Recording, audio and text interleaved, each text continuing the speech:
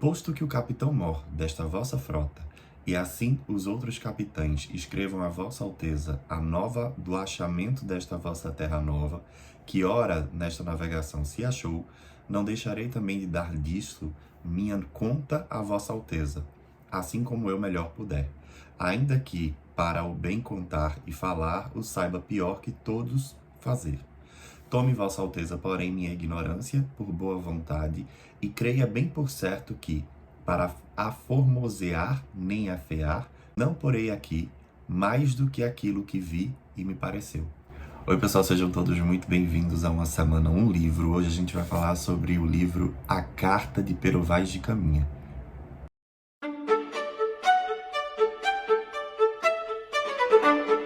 Antes de começar, quero pedir para vocês deixarem um like, comentar após o vídeo, comentar se vocês já viram, já leram, já tiveram algum contato com a carta de Pero Vaz de Caminha. Compartilhem com seus amigos, salvem o vídeo, enfim, engajem bastante o conteúdo, se for um conteúdo que agrade a vocês. Bom, vamos lá. Sobre este livro, é um livro da edição Vozes de Bolso, da editora Vozes, então vocês já sabem como é todo o espaçamento entre linhas, a página é meio amarelada, o tamanho da fonte é bom, tem uma excelente diagramação. Esse livro tem 66 páginas e ele foi publicado no ano de 2019. Esse livro eu comprei por R$ 8,90 na Amazon. Não sei se o preço permanece, não sei se aumentou, não sei se diminuiu, mas eu achei um bom preço. É um livro curtinho, segue as mesmas tendências, né, de todos os livros dessa edição Vozes de Bolso. Mas o que eu achei mais interessante é porque 50 páginas desse livro, são 66 páginas, 50 páginas desse livro são todas destinadas para a carta, especificamente. Então a gente lê na íntegra toda a carta que Pero Vaz de Caminha, que era Pedro Vaz de Caminha, ele direciona para o rei de Portugal. E depois a gente tem uma explicação de aproximadamente 16 páginas, que é do Leandro Garcia Rodrigues. O Leandro Garcia Rodrigues foi quem ficou responsável por fazer essa edição, por trazer não somente a tradução, né, que ele escolheu, mas também todos os pormenores desta carta. E aí ele é doutor e pós-doutor em letras, estudos literários pela PUC-Rio. Ele é crítico literário e especialista em epistolografia, que são estudos de correspondências de escritores. Ou seja, um ser humano super renomado e que estava à frente desta edição aqui, por isso que faz com que a edição seja tão memorável. Vou começar falando da carta especificamente. A carta, ela descreve muito bem e com detalhes tudo o que os portugueses viram na embarcação. Na verdade, tudo que o Pero Vaz de Caminha conseguiu visualizar, vislumbrar, desde os primeiros momentos em que se olha o monte, né, que é ali perto da Páscoa, o Monte Pascoal, e aí eles vão descobrindo este novo lugar, até a data do envio da carta, 1º de maio de 1500. E aí, só para contextualizar tudo, ele vai contando os pormenores, descrevendo como foram os primeiros contatos com os indígenas, como os indígenas eram. Então ele descreve que os indígenas, inclusive, tinham bonitas feições, que tinham cabelos lisos, que tinham cabelos pretos, os corpos bonitos, alguns muito fortes, e aí ele depois explica o porquê, porque eles não tinham ferramentas nenhuma para poder, por exemplo, derrubar a árvore, então eles faziam isso muito mais na força, atuavam com muito mais força para eles conseguirem fazer as coisas básicas, né, aqui nas suas vivências, nas suas rotinas diárias. Começa a descrever como seria mais ou menos, né, a ida deles, dos portugueses, para os primeiros contatos com os indígenas e as trocas que eles iam fazendo e como eram as vestimentas, que na verdade não tinha vestimenta, né, então eles expunham muitas vergonhas, os indígenas, as indígenas, os primeiros contatos de ir a uma oca que até então eles descrevem que não existia, né, casa, que esse pessoal daqui não vivia em casa nenhuma, mas aí o primeiro contato, né, a conhecer uma oca, como eram as ocas, inclusive nesse momento da descrição das ocas, é interessante porque eles dizem que era tão grande quanto o navio, e era um lugar que só tinha duas portas, então uma da entrada e outra da saída, mas não tinha nenhuma divisão, que era de madeira, mas com folhas, né, com palha em cima, e eles dormiam, os indígenas tinham várias esteiras, sobre essas esteiras tinham também algumas redes, e eles dormiam nas redes, mas embaixo eles faziam fogo para poder ficar esquentado durante a noite. Eles descrevem também algumas coisas muito interessantes, como, por exemplo, coisas que eu não sabia. Aqui no Brasil não tinha galinha. Então, o primeiro contato de um índio ou de um grupo de índios com galinhas, eles se assustaram com aquele bicho, eles não queriam pegar naquele bicho, né, na galinha. Eles tinham repulso, um pouco de medo da galinha.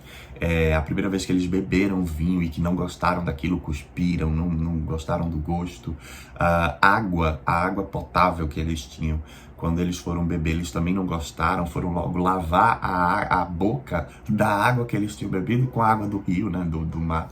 Contando, né, como foi o contato quando os índios viram peças de ouro e viram peças de metal, de prata, e aí os índios mostrando, apontando, dizendo que lá dentro existiam ouro e prata. Então, apesar deles não falarem a mesma língua, a carta ela descreve uma relação que termina sendo amistosa, termina sendo muito pacífica do lado indígena e do lado dos portugueses também.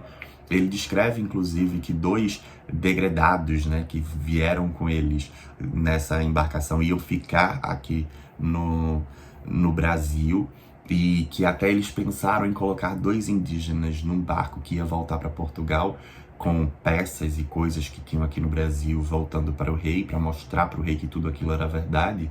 Mas assim, eles queriam mandar, inclusive, dois indígenas juntos para que o rei visse como eram esses outros habitantes, e enfim, mas terminaram não mandando.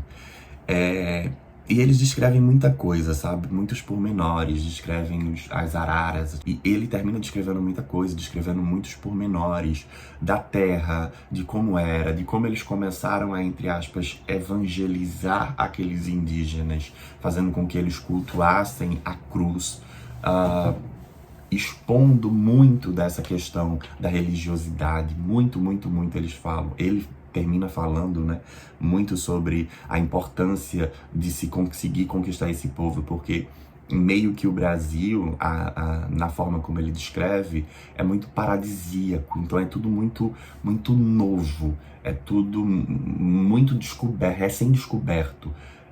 Então ele termina fazendo as comparações todas dos índios para o modelo eurocêntrico, né? Porque ele conhece ali do que seria o normal, natural.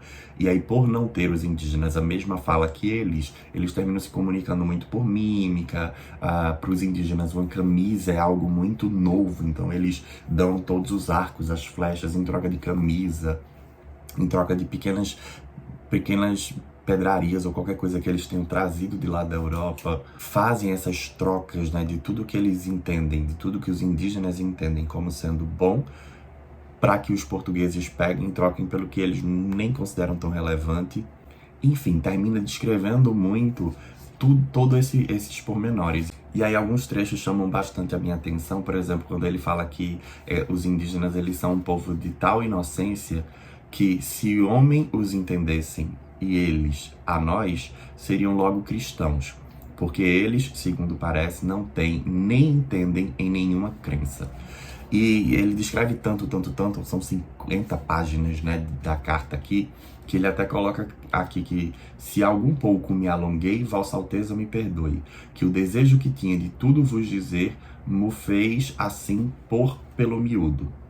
E aí ele termina de descrever mais alguma coisa e coloca beijos às mãos de Vossa Alteza, deste porto seguro da vossa ilha de Vera Cruz, hoje, sexta-feira, 1º de maio de 1500, pero vai de caminha.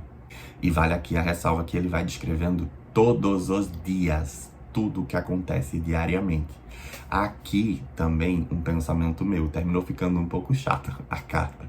Em algum momento eu já fiquei um pouco desinteressado, porque No começo é tudo muito novo, então ele vai descrevendo muito, dando muitos detalhes, muitas particularidades, mas depois ele vai dizendo dia a dia também o que é que vai acontecendo, e é interessante, mas termina ficando muito extenso, né? Muita falácia. E apesar de a carta ser escrita aqui num português que é mais próximo do nosso, que a gente usa no nosso dia a dia, ainda assim é um português que difere da nossa rotina, do nosso usual. Então termina ficando um pouco mais rebuscado e a linguagem ela termina fazendo com que a leitura ela não fique tão fluida. Então a gente tem que parar, entender, até porque tem alguns termos que eram remetidos da época, né? Principalmente em relação a tamanho, a distância, a proporções, e aí a gente sempre tem que ficar olhando a nota de rodapé. Mas o grande pulo do gato dessa edição, eu acho que seja a descrição que o Leandro Garcia Rodrigues dá. Ele tem 16 páginas depois para ficar descrevendo, né, o que é que ele entende dali daquela carta, e ele vai esmiuçando diversos pontos que fazem com que a nossa reflexão ela dê um salto maravilhoso e magnífico.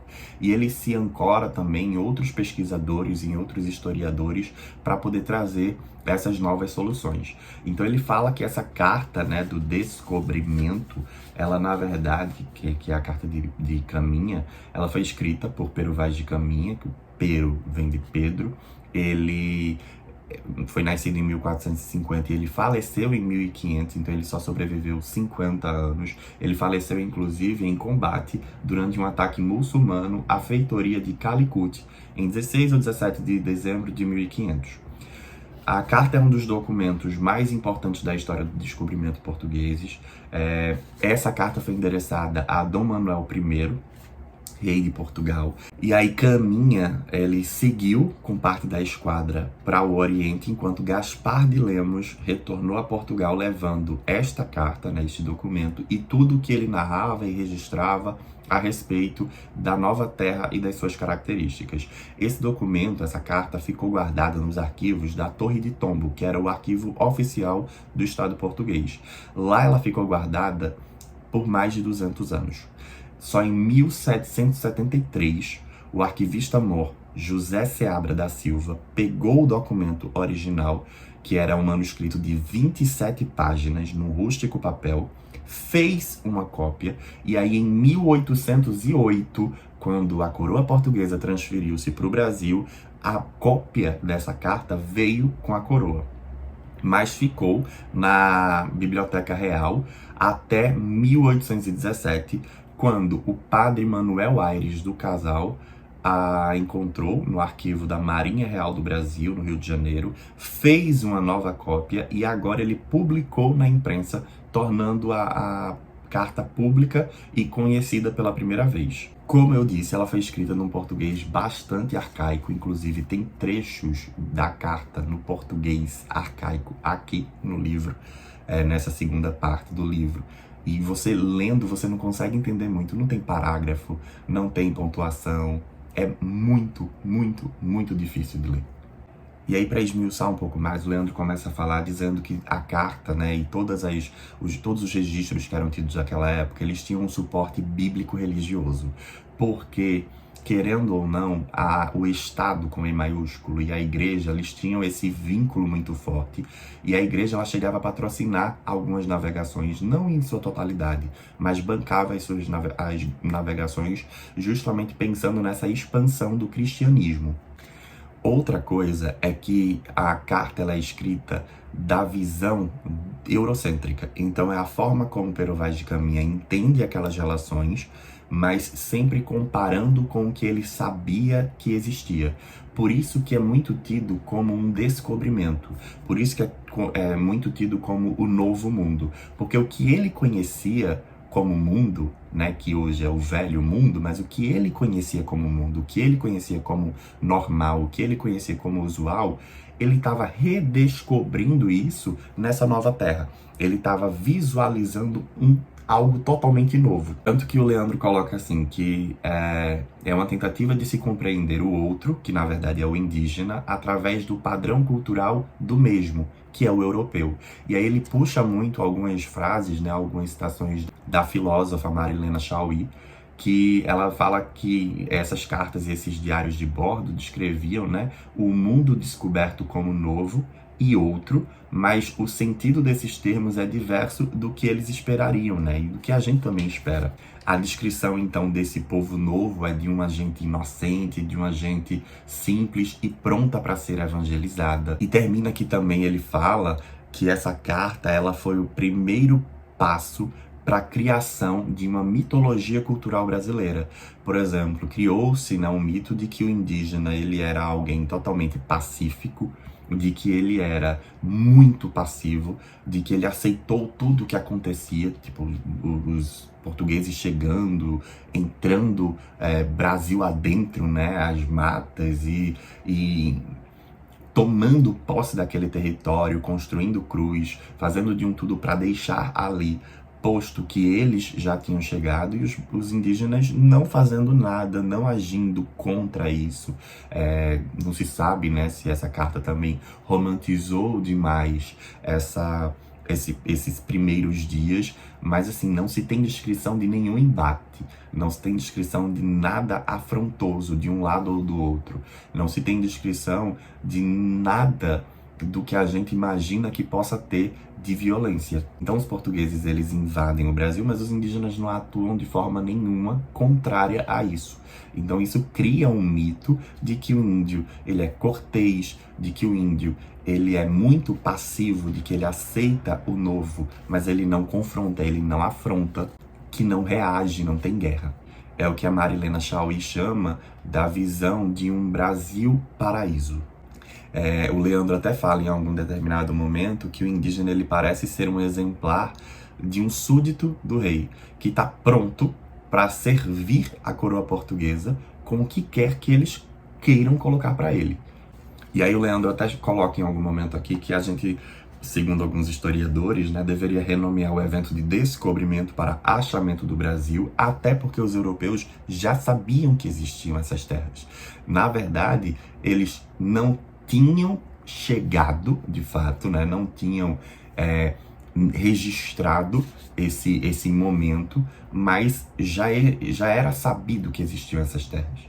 Eles só estavam, então, com uma hipótese e queriam testar o fato. Eles tinham a tese, né? Estavam ali com a hipótese e eles só queriam comprovar que realmente aquilo existia. Aí ele relembra trechos da carta em que fala sobre salvar essa gente e que na verdade, era muito comum naquela época, justamente por causa dessa história da expansão, né, do cristianismo. Então, trazer essa propagação da fé cristã e transformar o outro em mais um de nós. E ele termina falando que a carta de Caminha, né, a carta de Pero Vaz de Caminha, na verdade, não é uma carta destinada somente ao rei, mas é uma carta destinada a todos. O destinatário, ele é múltiplo. Tanto que ainda hoje, todos nós somos leitores, intérpretes, todos nós temos acesso a essa carta e entendemos da forma como a gente interpreta toda ela. E aí, nas últimas 2 páginas, ele descreve o porquê desta edição da carta, né? O porquê deste português escolhido. Ele traz um trecho da carta original, mostrando, comprovando quão difícil seria se a gente fosse tentar ler nesse português bem arcaico. Aí ele ressalta, né, que vale dizer que esta versão trazida aqui foi também adotada pela Comissão Nacional para as Comemorações dos Descobrimentos Portugueses, órgão oficial do governo lusitano, que teve vigência entre os anos de 1986 a 2002. As notas explicativas no rodapé se fizeram necessárias, especialmente para esclarecer as mais diversas medidas de pesos e volumes comuns à época do descobrimento, já totalmente em desuso nos tempos atuais. É isso, é muito interessante. Eu já tinha ouvido falar sobre a carta, já tinha lido sobre a carta, principalmente quando a gente está tendo a disciplina de história no ensino fundamental, no ensino médio, então eu já sabia da carta, mas eu nunca tinha lido. E é interessante a gente ler, é interessante a gente tomar as nossas próprias interpretações acerca da leitura. olhar, tirando um pouco dessa visão romântica, né, desse descobrimento. E eu achei interessante também porque essas últimas páginas, trazendo uma visão crítica e atual sobre a carta, trazendo pontos da carta e discutindo elas nessa nova visão, nesse novo contexto, achei super interessante, super indico essa leitura. Espero que quem fizer essa leitura faça despido de todos os preconceitos e ciente de que é uma verdade, mas que as verdades elas são múltiplas, né? São para todos os lados. Então é isso, se vocês gostaram, não esqueçam de deixar o like, comentar se vocês curtiram, se vocês já leram, se vocês têm interesse em ler. Abraços para todos, até a próxima semana com mais uma semana, um livro. Tchau, tchau.